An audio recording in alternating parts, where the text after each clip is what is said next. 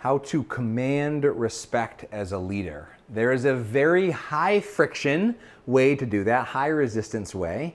In this video, I am going to share the no friction way.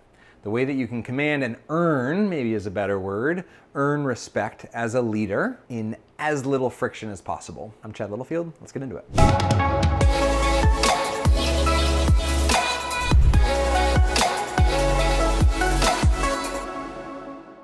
Will, my co-founders, kind of got me on board with this definition that true leadership is making something happen that wasn't going to happen anyway.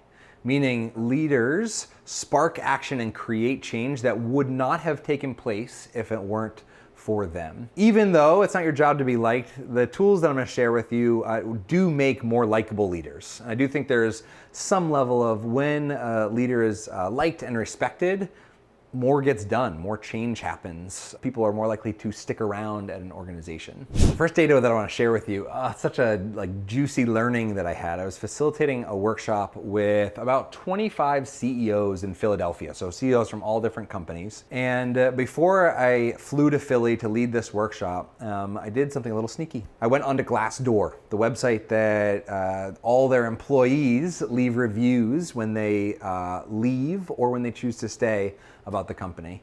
And I took hundreds of reviews off the website. I printed them out and cut them out, made them anonymous so they didn't know which company each review came from. I laid them all on a couple different tables and I gave this task to this group of very smart, very high achieving, very ambitious CEOs. The task was sort these comments into buckets and categories with the intent of figuring out why people stay and why people leave your organization. And so after they sorted out into buckets, they shared an insight that I also had as I was reading through their reviews. The way that they framed it was, it's really important that we listen to people, which was actually, I think, a soft framing. My insight, a little bit more crispy, was that 9 out of 10 of their Glassdoor reviews of why people left included the word listen. Management doesn't listen to me. Leadership doesn't hear us. I keep speaking up and it falls on deaf ears, right? There's this frustration and an immense lack of respect that gets created when people don't listen to you. Now here's the thing, I said lack of respect. The word lack, the root word lack, actually means or signifies to blame. So when I ask a group what's some of the core issues that are going on, and they say a lack of communication, a lack of time, a lack of respect, usually connected to that lacking is a finger pointing this way, saying, oh, it's this person's fault, it's leadership's fault, it's management's fault for not listening to me, which may actually be the case, right? Leadership, management might not be listening. The point is, if you want to command respect as a leader, ensure that your employees feel seen, heard, and understood. Heard. If they don't feel listened to, even if you're listening to them, even if you feel like you're listening to them, if they don't feel heard, so you don't actually even worry about hearing what they said. I mean, yes, you should hear and pay attention to that, but care more about ensuring that they feel heard and understood, that they know that you hear and understand them. One of the best ways to do that is describe the world as they see it and let them correct you when you're wrong.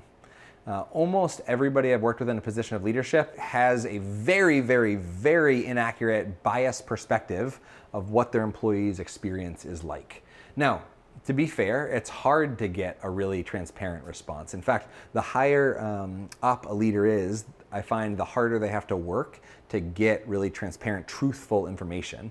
Because the higher somebody is, the more they want to be perceived positively by that leader. And so they give the highlight version rather than the lowlights and the insights as well. So that's baseline number one to be respected, is listen to your people. Number two, I actually want to read you a segment of a Harvard Business Review article where it cited some research that surveyed over 1,000 CEOs on what are the characteristics of high-performing leaders. What are the characteristics that are going to allow companies to thrive while others die over the next century? Michael Dell, the founder of Dell, said, I would place my bet on curiosity. If you want to be respected as a leader and you want your people to feel listened to, be voraciously curious. It's very easy for senior executives or higher up leaders, administration, to get into a place of knowing, because they've been doing this work, they've been in their field for so long, they've learned so much that it's easy to fall into this place of, I know how this is going to work. And yet, if you want to survive turbulent times and be respected as a leader, you have to remain voraciously curious. And here's one phrase to help with that. as a leader, if you want to earn people's respect and remain curious, being clear as a leader is really important. It's really hard, but also really important.